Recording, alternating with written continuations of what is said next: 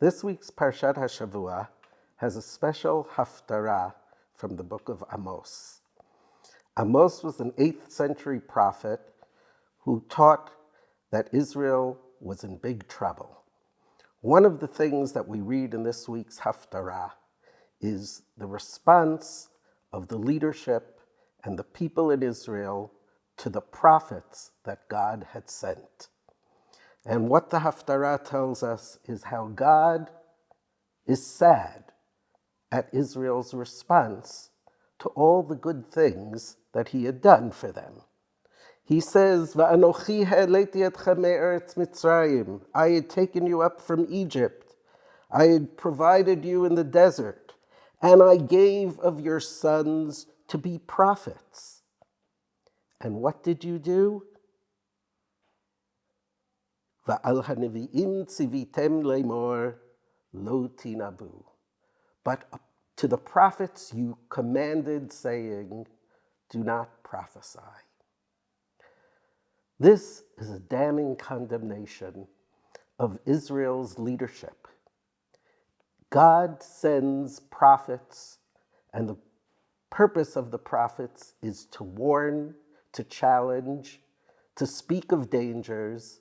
And what did the Israelites of old do?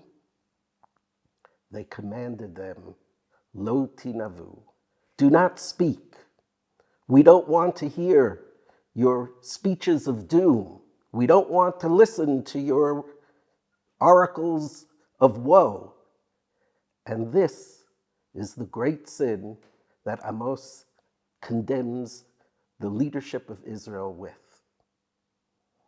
I believe that these words from the haftarah are very relevant for today. We all have a tendency not to want to hear prophecies and speeches and predictions of things that are uncomfortable. However, it is the responsibility of all of us, and especially of the leadership, to encourage those who have this role of prophetic critique, to encourage them to speak loudly and to listen to them carefully. The Israelites of old were condemned by Amos for silencing their prophets. And Amos tells the Israelites that this will only spell greater disaster. The lesson for our day, I believe, is crucial.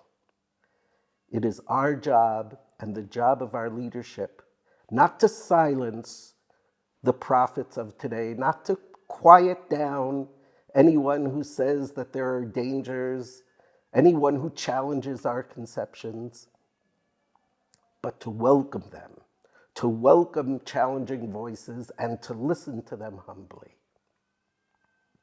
Let us hope that when we read the haftarah this Shabbat, we each take in that important message. We must always listen to those who tell us things we don't want to hear and accept it with humility and openness. Shabbat Shalom from Schechter.